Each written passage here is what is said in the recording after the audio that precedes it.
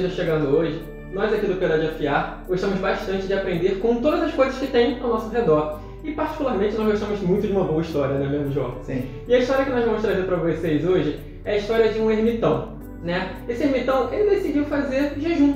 Um jejum de um ano inteiro, comendo apenas uma vez por semana. E ao final desse ano, ele pergunta, né, ele faz uma oração para Deus e pede para que Deus lhe dê a explicação de uma passagem bíblica. Só que ele nada escuta em resposta. E ele tenta de novo e Deus não fala nada.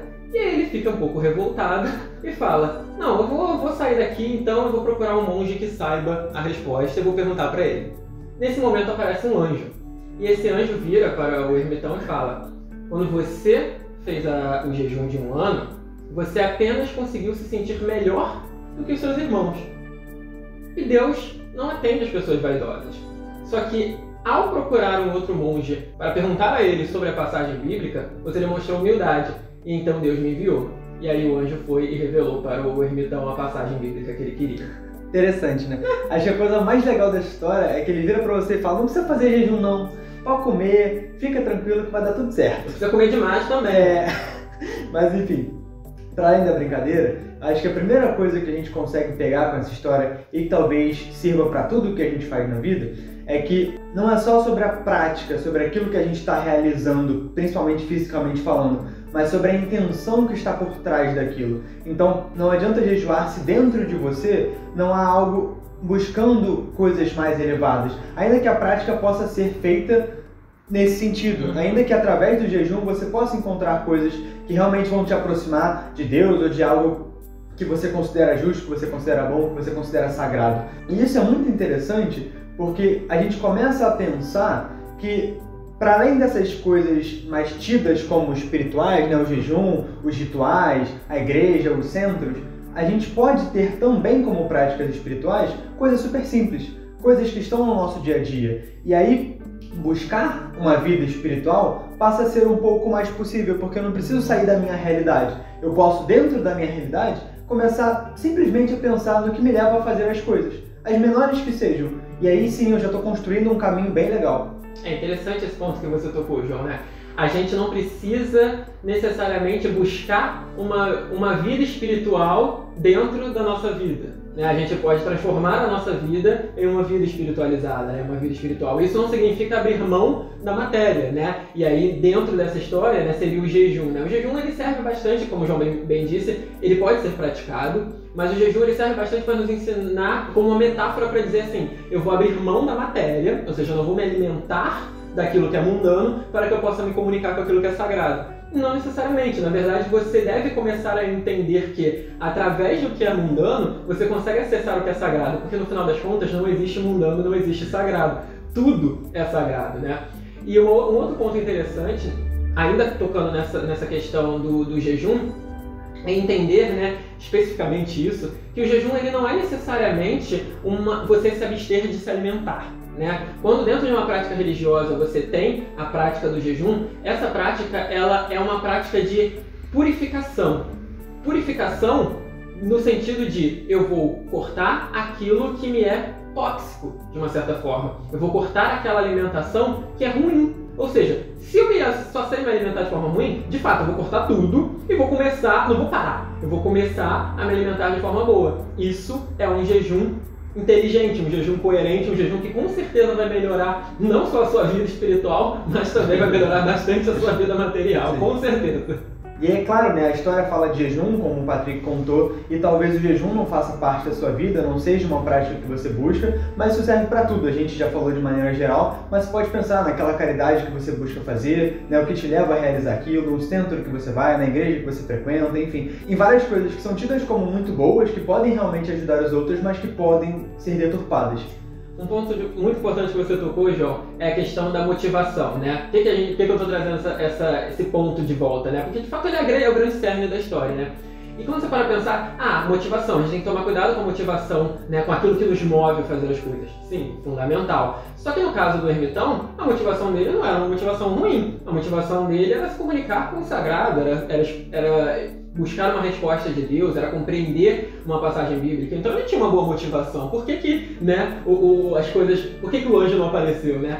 nem sempre, quando a gente pensa em motivação, a gente tem que tomar um cuidado que não basta você pensar na sua motivação inicial. Existe a motivação inicial, que é aquilo que vai fazer com que você inicie o movimento, com que você comece a fazer alguma coisa. Só que depois que você inicia o movimento, precisa haver a motivação que vai te manter naquele movimento. E essa motivação pode ser a mesma motivação inicial ou não. A partir do momento que o ermitão começa a fazer a prática dele, ele meio que esquece um pouco daquela motivação original.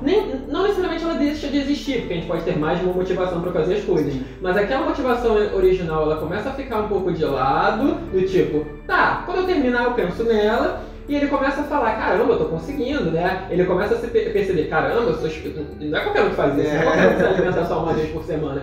Então ele começa a esquecer o foco, né? Ele começa a perder de vista o verdadeiro objetivo daquela jornada e começa simplesmente a se achar superior ao outro. Então é muito importante a gente ter sempre em mente o que nos motiva a fazer as coisas e o que nos motiva a continuar fazendo elas. E um outro ponto interessante dentro da motivação do ermitão para realizar o jejum, e que também, obviamente, pode ser trazido para o nosso dia a dia, será que ao jejuar ele estava buscando essa prática porque ele realmente entendia que ela iria auxiliá-lo no seu processo de desenvolvimento, na sua conexão com Deus, ou ele estava fazendo aquilo para de alguma maneira barganhar com Deus, né? Então eu vou fazer essa prática aqui e aí sim Deus vai me trazer algo em troca, né? Quase como se eu estivesse dando ou provando algo para Ele e aí me tornando merecedor de receber aquele conhecimento.